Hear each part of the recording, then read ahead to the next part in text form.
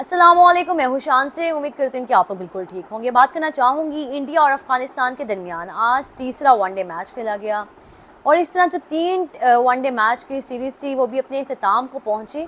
लेकिन मज़े की बात है, यहाँ पे मुझे इंडिया से एक शिकवा या शिकायत है कि जहाँ पे आपके पास इतने बेहतरीन प्लेयर्स हैं, इतना स्ट्रॉन्ग आपके पास कॉम्बिनेशन है, वहाँ पे आप एक ऐसी टीम के खिलाफ मैच खेल रहे हैं, एक इतनी छोटी टीम के खिलाफ, क्योंकि वनडे में अफ़गानिस्तान कहीं स्टैंड नहीं करती माजरत के साथ। और आपने जब उसके खिलाफ मैच खेले, पहले टेस्ट मैच था, बिल्कुल ही आपने वन साइडेड किया, रिकॉर्ड्स बनाए।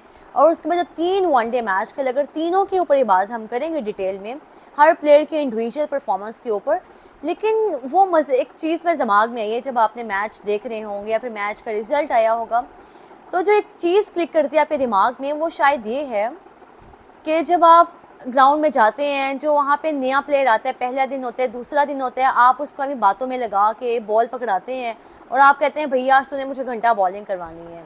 या फिर अगर आप देखें अपने मोहल्ले में क्रिकेट खेलते होंगे तो वहाँ पे कोई एक ऐसे बच्चे होते हैं जिनको आप सिर्फ कहते हैं कि आपने बॉल पकड़नी है।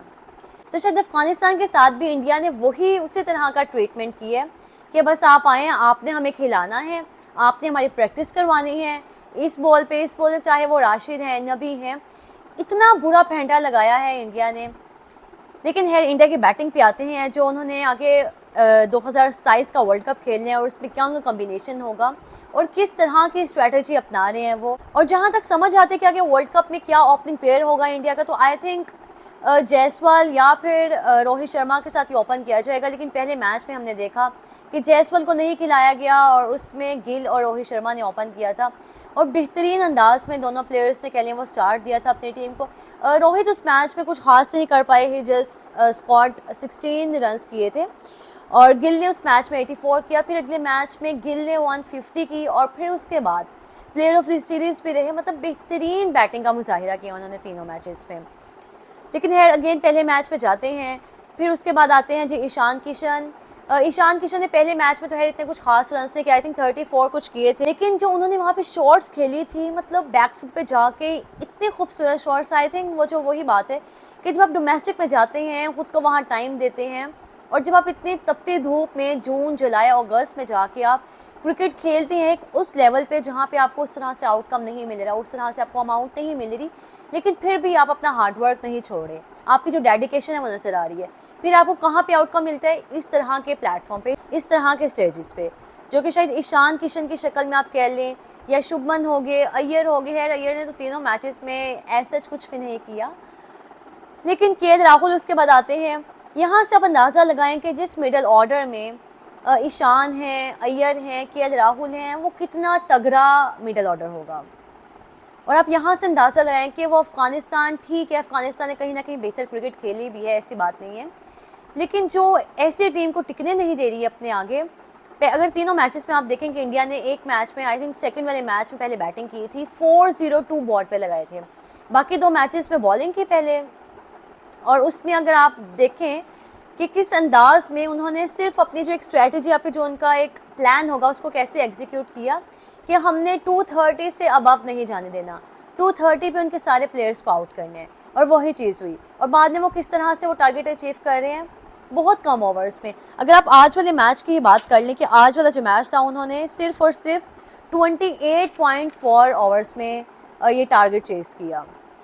तो वो क्या माइंडसेट है वहाँ पे? अगर आप अपनी टीम का कंपैरिजन करें तो हम क्या करें, अभी भी हम ये चीज़ों पे उलझे हुए हैं कि 85% जो है डेटा ड्रिवन होगा और जो बाकी 15% है वो सिलेक्शन कमेटी करेगी। मतलब कोई अल्फाज नहीं है आपके पास कि आप कैसे कंपैरिजन करें, आप बहुत दूर दूर तक हैं उनसे, बहुत मतलब पास भी नहीं आ पाते हैं उनके है। लेकिन अगर अगले मैच में जिस तरह बात थी कि रोहित शर्मा 48, आई थिंक वो राशिद खान की बॉल पे आउट हुए थे, लेकिन रोहित ने बहुत ज़बरदस्त बैटिंग की। जो रोहित की शॉट्स थी वही लग रहा था शायद कोई एक जवान रोहित शर्मा आके, जब नए नए आए थे, वही 20-25 साल का एक लड़का आके बैटिंग कर रहा है, क्या ही बॉल को उठा के बाउंड्री के पार लगा रहे थे, पुल शॉट लगा रहे थे, बहुत ही खूबसूरत थी। फिर गिल 154, ईशान ने उस मैच में 100 किया, ईशान ने 125 किया। मतलब जिनकी पार्टनरशिप थी दोनों प्लेयर्स की, 224 रन्स की पार्टनरशिप लगी ईशान और शुभमन गिल की। दोनों दोस्त भी हैं, जब शुरू में क्रिकेट में आए ईशान को कहीं ना कहीं बीच में आराम दे दिया गया, टीम से बाहर किया, ड्रॉप किया, लेकिन शुभमन ने कंटिन्यू किया। लेकिन Shubman Gill as a captain I think incredible, जितनी आप उनकी तारीफ करें उतनी कम है। ईशान की अगर आप इंडिविजुअल परफॉर्मेंस देखें कि पहले मैच में तो चलें कुछ नहीं किया, मतलब 34 रन की उनकी कॉन्ट्रीब्यूशन थी। अगले मैच में 125 करते हैं, और जिस अंदाज में बैटिंग करती हैं वो अगर आपने मैच देखा है बैठ के, जो उन्होंने 2 छक्के लगाए और तीसरी बॉल पे आउट हुए, वो एक ही अंदाज था कि ये बस बॉल आ रहा है उसको मार रहे हैं, और सही बॉल को आप कह लें कि उठा के फेंक रहे हैं कि बस आप जुनून में हैं, गुस्से में बॉल आया जी आपने बस उसको हिट करने है।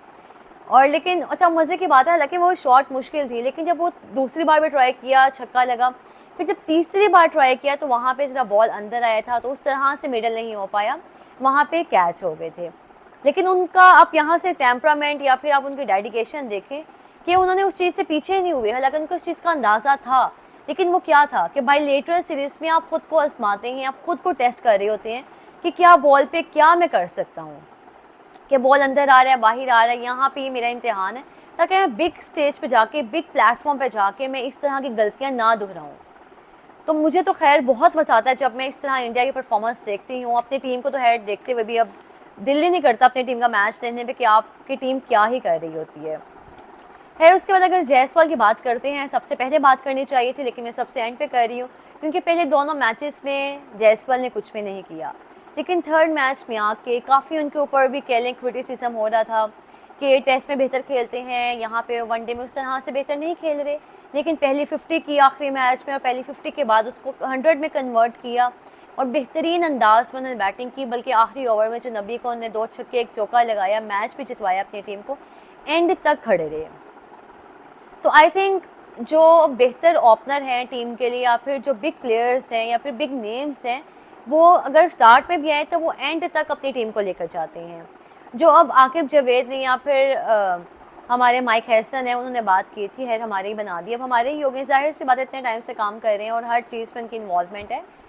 तो उन्होंने जिस तरह बात की है कि प्लेयर्स जो हैं उनको उस तरह से चांस नहीं मिलता, कहीं ना कहीं नाइंसाफ़ी भी होती है, तो हम इस बिना पे करेंगे कि हम देखेंगे किस प्लेयर का कहाँ पे कौन से मैच में इम्पैक्ट था, कि कहाँ पे ज़रूरत थी मैच जीतने की और उससे वहाँ रन्स बनाए। ये नहीं कि उसने 100 कर दिया लेकिन टीम मैच हार गई। तो इंडिया जो है वो बहुत टाइम से इन चीज़ों पे काम कर रहे हैं, और शायद वो जो उनको आज उस चीज़ का फल मिल रहा है वो इसी वजह से कि उन्हें बहुत टाइम पहले से इन चीज़ों पे काम करना शुरू किया, बेहतर किया इन चीज़ों को।